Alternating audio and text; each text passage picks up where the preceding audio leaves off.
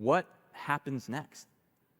Well, what happens next is, I mean, what you're actually seeing is what's happening next is the professionalization of this, right? It's not just me. I mean, I have many now scientists with whom I'm working, right? There's Ryan Graves, who was one of the pilots that saw some of the objects in those videos. He's got the American Institute of Aeronautics and Engineers, 50,000 strong organization. He's got a group within them, as well as a 501c3 for civil aviation. Yeah. You know, we've used, and I'm just going to be honest, we've used the threat narrative that these things are showing up repeatedly. I mean, this is today. They're showing up repeatedly around our ships.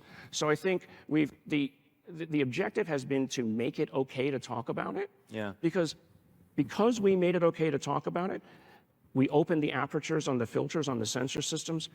That's what partly led to the seeing of those Chinese balloons. You wouldn't have seen them if it weren't for that. Yeah. Right? Because we created laws that said it's time to open the apertures, because they were only looking at particular flight paths of things that look like a missile or a plane. So that's the next part.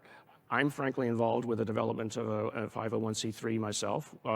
We're calling it the Sol Foundation. And our objective is to actually write policy papers for governments, and commercial enterprises to basically give them the opportunity to think about it. It's not that it's going to happen tomorrow. It's a slow release process, we think, but to basically give that opportunity. And then to develop, what I'm doing actually is developing novel kinds of materials analysis pipelines for basically analyzing the material which is in the public sphere or the semi-public sphere, but then also, frankly, as a goad and a lure to bring in those who do have the stuff behind the scenes so that they can say, oh, okay, because I want to see it published. Yeah. I don't want to see it behind the scenes anymore. Yeah. And finally, what you're seeing is that a lot of people who are within the intel communities as well are frustrated, and they want to bring it out because they haven't been able to figure it out because the best minds aren't working on it. Yeah.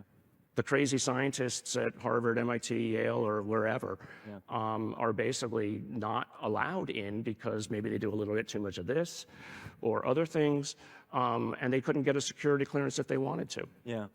Well, I mean, I agree. I think that we need to destigmatize this narrative. We need to share this narrative more broadly. The time gods gave us 2 minutes, Dr. Nolan. It looks like we were doing pretty well. People seem to like it. We're very lucky there.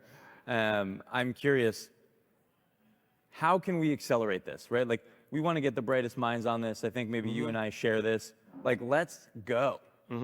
Let's do it. I think you need to bring together, I mean, this is the part of this professionalization. Yeah. You need to bring together the right set of, basically, frankly, anthropologists and sociologists. How do we talk about the fact that we're not at the top of the intellectual food chain, first of all? How do you deal with the religions? Every one of these religions is going to basically look to whatever that is and say, okay, well, what do they believe? Right? We know that the Vatican is involved. I mean, and I'm working with people who are working with the Vatican to basically get them. They've already said, this is very arrogant, they've already said, well, of course they can be Christians. Of course they can have a Jesus. They can be saved. They have a soul. I mean, I think the opportunity is for us to worry about whether they think we're worthy of saving.